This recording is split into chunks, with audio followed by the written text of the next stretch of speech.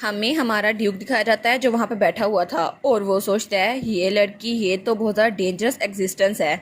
और तब हमारी यून कहती है स्ट्रॉबेरी टॉर्ट कितना ज़्यादा डिलीशियस है और वो वहाँ आराम से पेस्ट्रीज खा रही थी, लेकिन उसको फिर से अपने डैड की आवाज़ आती है ये तो सब लोग की बॉडीज को कंट्रोल कर सकती है।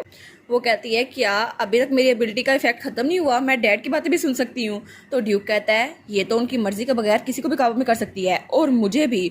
और इस वक्त तो मेरा दिल कर रहा है इसके सर को सहलाऊं और इसके बाल उसको तो बहुत ज़रा अच्छे से देखूं, लेकिन तब वो घूर के उसको जो देखता है तो वो कहती है कि लेकिन वो आराम से केक खाई जा रही थी। तो तब ड्यूक कहता है मेरा तो कभी कभी दिल करता है कि वायलेंस करूं, ये इतनी ज़रा क्यूट है। तो तब उसका एडवाइजर वहाँ पर आता है, वो कहता है क्या हुआ ड्यूक, क्या आप ठीक है? वो कहता है हाँ मुझे बहुत ज़्यादा अजीब लग रहा है। वो कहता है जी अजीब लग रहा है, क्या चाय में कुछ खराबी थी? लेकिन अभी तक तो आपने केक भी नहीं खाया। वो कहता है नहीं नहीं खाने में कोई मसला नहीं है, लेकिन इसको देख के ही मेरा पेट भर गया। तो वो कहता है क्या? तो वो बड़ा सीरियस था। तो ड्यूक कहता है एनीवेज मेरी सबसे छोटी बेटी वो लोगों की बॉडी को और उनके माइंड को कंट्रोल कर सकती है जैसा वो विश करे, और इसके रिएक्शन देखो सही जरा।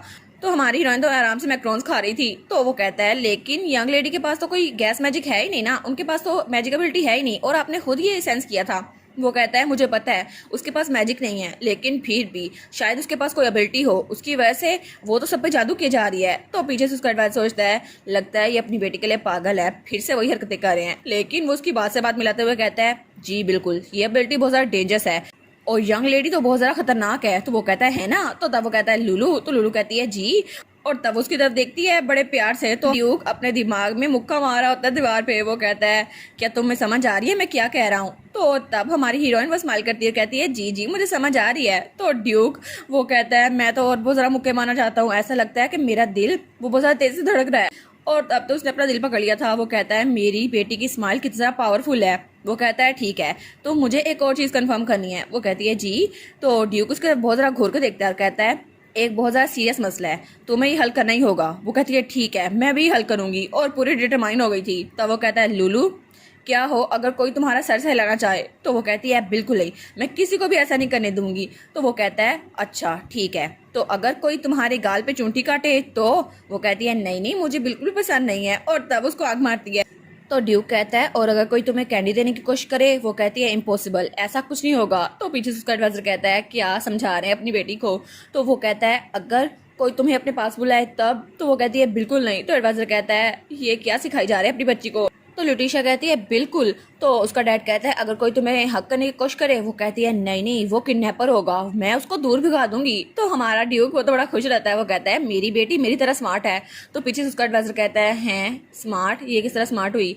तो तब वो कहता है लेकिन ये कहना तो बहुत ज़्यादा आसान था, अगर वो उसे कहती ऐसा करना बंद करो वरना तुम्हारे हाथ तोड़ दूंगी तो ये जरा अच्छा होता। लेकिन वो अपने दिमाग में सोचता है, लुटिशा भी इसकी बात सुन लेती है। तो वो कहता है ये कहना जरा अच्छा नहीं होता। तो मेट्स कहती है नहीं नहीं आप ऐसे नहीं कह सकते। और तब उसे मेट्स की बात आती है जो कहती है आपको यंग लेडी से नाइस वर्ड्स कहने चाहिए, काइंड वर्ड्स और ट्रू वर्ड्स। तो पीछे सारे कहते हैं जी बिल्कुल प्रीशियस लेडी को प्रोटेक्ट करना आना चाहिए।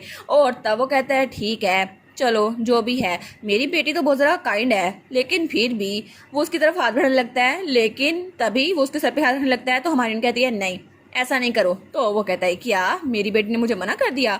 तो वो चिल्ला कहती है मुझे ये पसंद नहीं है। तो वो कहता है क्या लेकिन मैं तो तुम्हारा डैड हूँ ना। तो तब उसकी तरफ उंगली कर कहती है किडनैपर, तुम भी एक किडनैपर हो। वो कहता है क्या किडनैपर? वो कहता है लूलू लेकिन। तो पीछे उसका एडवाइजर हंस रहा होता है। वो कहता है जो उन्होंने उसको सिखाया था वही इनके साथ भी हो रहा है। तो तब उसकी तरफ हाथ बढ़ाने लगता है, लेकिन उसके हाथ कांप रहे थे। तो हमारी हीरोइन उसके हाथ पे थप्पड़ मारती है। वो कहती है अपने हाथ पीछे करो, किडनैपर मुझे हाथ ना लगाए। और तब वो तो उसके हाथ को पीछे कर देती है, और ये बात उसके दिल में जाके लगती है। और तब ड्यूक उसके तो दिल से खून निकल रहा था, और हमारी हीरोइन फिर से अपने मैक्रोन्स खाना शुरू कर देती है। तो वो कहता है ड्यूक मुझे लगता है कि आपकी हालत ठीक नहीं है। और ड्यूक बेचारा उसने तो अपना दिल पकड़ लिया था। वो कहता है ऐसा लगता है मेरे दिल में किसी ने खंजर मारा है। तो वो कहता है जी जी समझ आ रहा है, जिस तरह आपकी हालत हो चुकी है ना बिल्कुल समझ आ रहा है हमें। और उसके बाद सीन चेंज होता है और हमें मार्को स्ट्रेंका का घर दिखाया जाता है। और तब वहाँ पर बहुत सारे लोग जख्मी पड़े हुए थे और उनकी पूरी बॉडी पे खून ही खून था। और तब ड्यूक चलता हुआ वहाँ पर आता है। तो तब मार्कस कहता है ड्यूक फेर्थन आखिर आप ये क्या कर रहे हैं, आपकी हिम्मत कैसे हुई? और चिल्लाते हुए कहता है किसी और के घर में घुसना।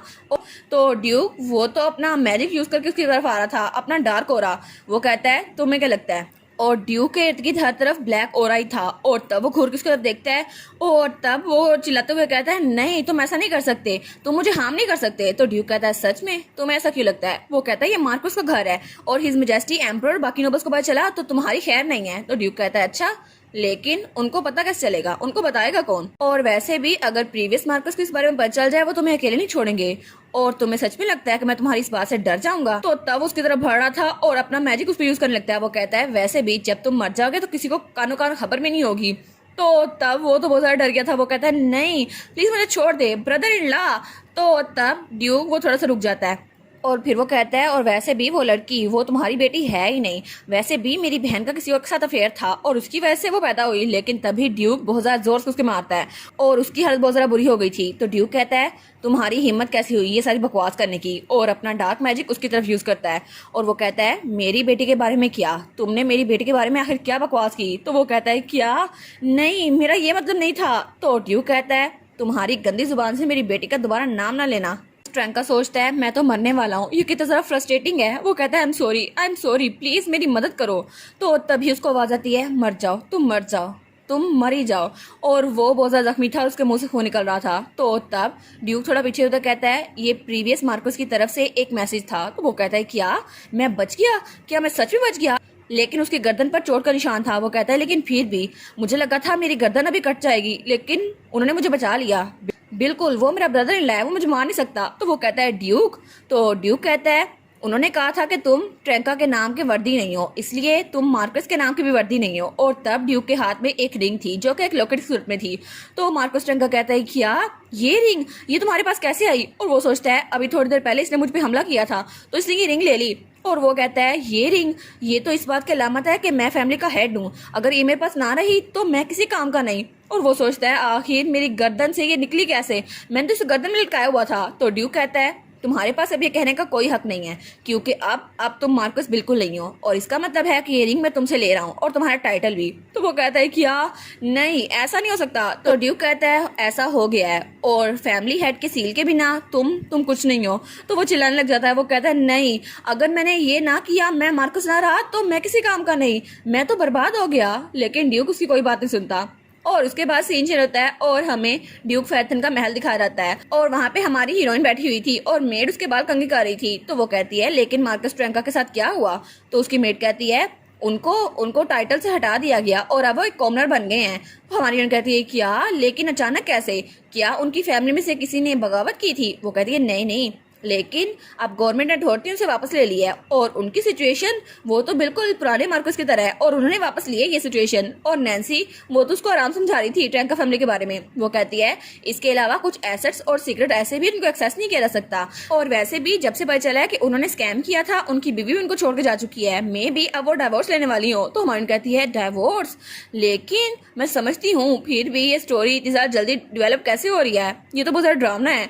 तो तब वो कहती है, लेकिन अगर ऐसा है तो फिर क्लैटी का क्या होगा, मेरी कजन का? तो तब नैन्सी कहती है, ओ उस बारे में?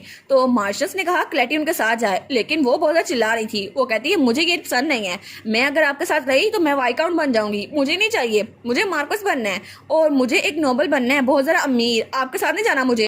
लेकिन उसकी माँ उसको अपने साथ ले जाने के लिए कह रही थी और वो कहती है, बिल्कुल नहीं, मुझे काउंट के साथ रहना है, आपके साथ नहीं रहना। और तब वो बहुत ज्यादा रोई जा रही थी। वो कहती है, आखिर मैंने ऐसा क्या किया है, मेरे साथ ऐसा हो रहा है? तो नैन्सी कहती है, अगर वो अपनी माँ के साथ गई तो वो काउंट बन जाएगी, इसलिए वो नहीं चाहती कि वो कम दर्जे पे आए। तो हमारी सोचती है, ये कितना अमेजिंग है, नैन्सी को तो सब कुछ पता है। तो नैन्सी कहती है, हाँ हाँ मेरे पास सोर्सेज हैं ना वैसे भी, और वैसे भी मैं किसी और को फैथन फैमिली के बारे में नहीं बताऊंगी, आप फिक्र ना करें।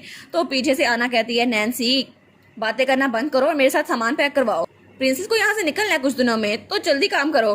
तो वो कहती है, जी जी मैं करती हूँ। और तब नैन्सी कहती है, अगर आपको कोई चीज और भी साथ लेके जा रही है तो मुझे बता दीजिएगा, मैं आपके लिए वो पैक कर दूंगी। तो वो कहती है, हाँ हाँ ठीक है। और तब वो कहती है, ये ड्रेस मुझे बहुत ज्यादा सूट करती है ना? तो बाकी मेड भी रहती है। वो कहती है, और ये वाली ड्रेस तो कितनी ज्यादा अच्छी लगेगी ना जब वो वहाँ नॉर्थ में जाएंगी। और तब वहाँ पर एक भालू वाला कॉस्ट्यूम था। वो कहती है कि हाँ मुझे ये पहनना पड़ेगा, लेकिन वो सोचती है सब लोग पैकिंग करने में कितनी ज्यादा बिजी है ना, लेकिन फिर भी एक हफ्ते बाद हम लोग आइलैंड से निकल जाएंगे और तब हम लोग असल में फैथन डची जाएंगे, जो कि मेरा असल घर है नॉर्थ में। और उसकी मेड्स तो बहुत ज्यादा चीजें ठूस रही थी उसके सामान में। वो कहती है, क्या तुम लोग सारा का सारा मेंशन साथ लेके आने वाली हो? और तब हमें ड्यूक दिखा जाता है जो कहता है मुझे बस मेरा काम खत्म करना है और टेरिटरी में वापस आना है अपनी बेटी के साथ। तो उसके साथ ही कहते हैं लेकिन आप सेलिब्रेशन को मिस कैसे कर सकते हैं। तो दूसरा कहता है जी जी बिल्कुल। तो वो कहता है बिल्कुल नहीं, मैं बस विक्ट्री सेरेमनी को अटेंड करूंगा और वापस टेरिटरी में चला जाऊंगा। और उसने यही कहा था। तो हमारी सोचती है ऑफ कोर्स मेरे फादर तो मेरे लिए बहुत ज्यादा अच्छे हैं, इसलिए वो चाहते हैं मेरे साथ वापस चल जाएं। और तब वो कहती है क्योंकि मेरे फादर असल में नॉर्थ के ड्यूक हैं और वो grand Duke of the north हैं और उनका नाम है रोपान, वो हैं रोपान फेराथन और वो बहुत ज़्यादा ताकतवर है क्योंकि वो मेरे डैड है ना। और तभी वहाँ पे एक मैसेज आता है सिस्टम की तरफ से। वो कहती है कि आप फिर से नोटिफिकेशन आ गई, लेकिन मुझे नहीं सुनना। वो अपने आप को पीछे कर लेती है। वो कहती है नहीं मुझे कुछ नहीं देखना और इग्नोर करने लग जाती है। वो कहती है मैं आंखें बंद करूंगी ना, किसी को पता नहीं चलेगा। और तब वो सोचती है मेरे डैड सबसे ज़्यादा रिचेस्ट है ना, सबसे ज़्यादा स्ट्रॉन्गेस्ट है और वो ना देखने का प्रिटेंड कर रही थी। लेकिन तभी वो कहती है चलो देख ही लेती हूँ, नोटिफिकेशन ही है। और वहाँ पे नोटिफिकेशन थी आप पढ़ेंगी ना। वो कहती है हाँ देख ही लेती हूँ। और जब वो नोटिफिकेशन को खोलती है तो वहाँ पर लिखा हुआ था सिस्टम लोडिंग, आप लुटिशिया फेराथन रशियन कैश, आपका रैंक F है और आपके पास मिशन कैश और आइटम भी है। और एक न्यू आइटम आया था जिसका नाम था लकी पोशन। वो कहती है वाओ मेरे पास लकी पोशन भी आ गया, इसकी वजह से मेरे पास लक भी होगा है ना। तो तब वो कहती है ये तो बड़ा मजेदार है ना। तो तब अपने खिलौने के साथ खेलने लग जाती है। वो कहती है इसकी वजह से तो मुझे बड़ा फायदा होगा। तो तब वहाँ नोटिफिकेशन आती है आपने मार्को स्ट्रैंका के साथ अच्छा किया तो आपके लिए तालियां बजनी चाहिए। वो कहती है क्या ये कॉम्प्लीमेंट है। और तभी एक और क्वेस्ट आता है और वहाँ पर लिखा था आपकी दौलत कभी खत्म नहीं होगी और इसकी वजह से आपको रिवार्ड भी मिलेगा 10,000 कैश। तो वो कहती है 10,000 कैश, लेकिन मैं तो छोटी बच्ची हूँ ना, मुझे नहीं पता कैसे काम करते हैं। तो तब एंजल कहता है तुम्हें काम करना नहीं आता। वो कहती है नहीं मुझे कोई काम नहीं करना, इसकी वजह से मुझे फिर से कोई पेनल्टी मिलेगी और फिर मैं तो बेबी हूँ ना, मुझे नींद आ रही है। तो तभी वहाँ पे नोटिफिकेशन आती है आपको कोई भी पेनल्टी नहीं मिलेगी। तो उसकी आंखें तो बाहर आ गई थी। वो कहती है क्या कोई पेनल्टी नहीं। तो उसकी मेट्स कहती है क्या हुआ, लेडी को बहुत ज़रा खुशी हो रही है कि हम लोग यहाँ से जा रहे हैं। लेकिन वहाँ पर एक नई क्वेस्ट आई थी, वहाँ लिखा था कोई पेनल्टी नहीं है, इस वजह से आप तो आराम से ऐश कर सकती हैं। वो कहती है कोई पेनल्टी भी नहीं है और 10,000 कैश भी मिल जाएगा, फिर तो बड़ा अच्छा है, मैं तो इसको ज्वाइन करूँगी पक्का। और वो कहती है मुझे तो बस खेलना ही होगा। तो तब उसको एक्सेप्ट कर लेती है। और तब वहाँ पर लिखा था एक नई विंडो अपडेट हो गई है, the good reader your wealth will never stop, ये आपके ऑनगोइंग मिशन है। वो कहती है क्या ये ऑनगोइंग है, इसका मतलब है मेरे पास बहुत ज़्यादा ताकत होगी है ना और बहुत ज़्यादा पावर भी। और वहाँ पर लिखा था कि आप अब दोबारा से किसी को भी समन कर सकती हैं, किसी भी एबिलिटी को। वो कहती है चलो मेरे पास अब एबिलिटी भी है, ताकत भी है और पैसे भी, मैं तो बहुत ज़रा अमीर हूँ। लेकिन तब अपने खिलौने के साथ खेलने लग जाती है। वो कहती है तुम आखिर कर क्या रहे थे डेविल, तुमने तो मुझे इस दुनिया में भेज दिया, लेकिन चलो मेरे पास ये एबिलिटी तो आई। तो तभी उसकी मेट्स को देखती हैं। वो कहती है डेविल, ये किसको कह रही है डेविल।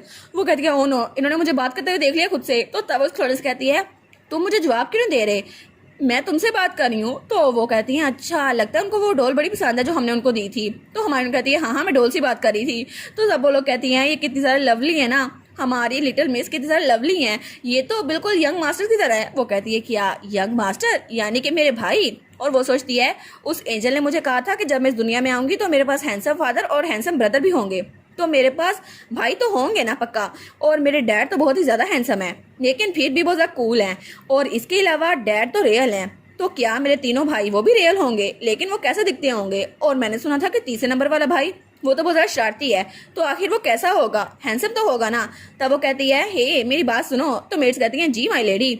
वो कहती है आखिर मेरे भाई किस तरह के लोग हैं, और बड़े प्यार से उनसे सवाल पूछ रही थी, लेकिन वो दोनों खामोश हो गई थी, कुछ नहीं बोलती। वो कहती है क्या तुम लोग कुछ बोल नहीं रही। और तब वो मुझे पीछे कर लेती हैं। तो हमारी सोचती है हैं ये नहीं बता रही, ये तो बहुत ज़्यादा कोल्ड रिएक्शन था, मुझे पता है, मुझे लगता है वो भी मेरे डैड की तरह बहुत ज़्यादा कोल्ड होंगी। लेकिन ऐसा लगता है उस एंजल ने मुझे फिर से ट्रिक कर दिया, आखिर वो मुझे कितनी बार ट्रिक करेगा।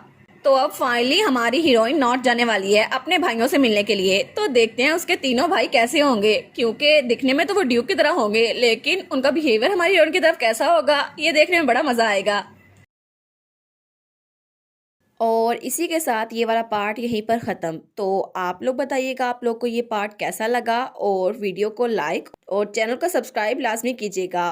बाकी वीडियोस का लिंक भी स्क्रीन पर नज़र आ रहा होगा, तो काइंडली उनको भी चेकआउट कर ले। और thank you so much for watching my videos. Stay safe, bye bye.